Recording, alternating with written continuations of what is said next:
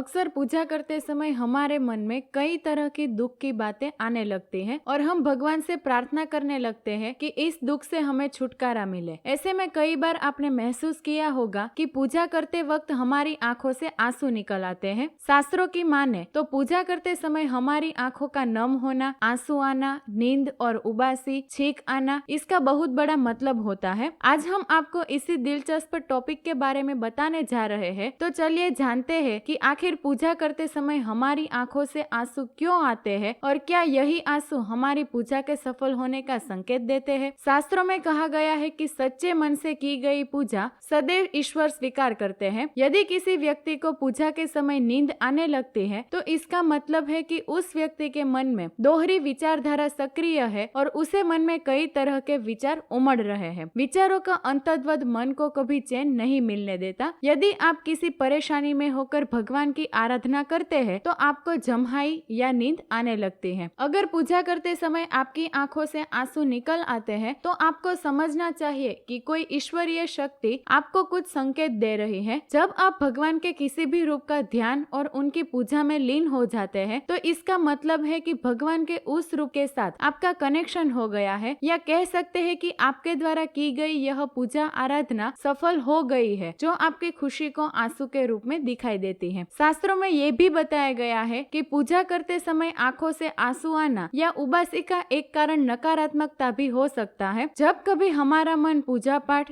धार्मिक ग्रंथों और आरती में ना लगे, साथ ही शरीर भारी होने लगे, तो ऐसे में आपको समझना चाहिए कि कोई न कोई नेगेटिव एनर्जी आपके आसपास मौजूद है। पूजा करते समय आंखों से आंसू आना इस बात की ओर इशारा करता है कि आपका अंतर्मन और आपकी आत्मा शुद्ध हो रही है, अर्थात आपके मन से बुरे विचार दूर हो रहे हैं और आपके मन में व्याप्त बुराइयों पर आपकी जीत हो रही है। जब किसी को पूजा करते वक्त आंखों में आंसू और उबासी आए तो यह वह समय होता है जब आप अपने अंदर से रोने का भार बाहर की ओर लाते हैं और आंखों में आंसू लाने लगते हैं। इस समय आंखों में आंसू आने का मतलब है कि आपके हृदय के केंद्र में छिपे कुछ ऐसे विचार हैं जिन्हें आप सामने नहीं लाना चाहते, जिनके प्रकट होने से आपको दुख का एहसास होगा। साथ ही ये भी कहा जाता है कि मंदिर के गर्भगृह में संचित ऊर्जा के सामने जब भी कोई व्यक्ति बैठता है तो उसके अंदर की नेगेटिव एनर्जी बाहर आने लगती है और संकट काल में वह रोने लगता है। इससे भगवान की कृपा उस पर बनी रहती है। इतना ही नहीं, भगवान भी इस संकट की स्थिति में अपने भक्तों की रक्षा के लिए नंगे पैर दौड़ते हैं। वहीं कहा जाता है कि भगवान के खिलाफ रोने वाला कभी दुनिया के खिलाफ नहीं रोता। दोस्तों, अगर आपको ये वीडियो पसंद आया तो कमेंट में जरूर बताना और ऐसे ही मजेदार वीडियो देखने के लिए हमारे YouTube चैनल को सब्सक्राइब करें और Facebook पेज को फॉलो करें।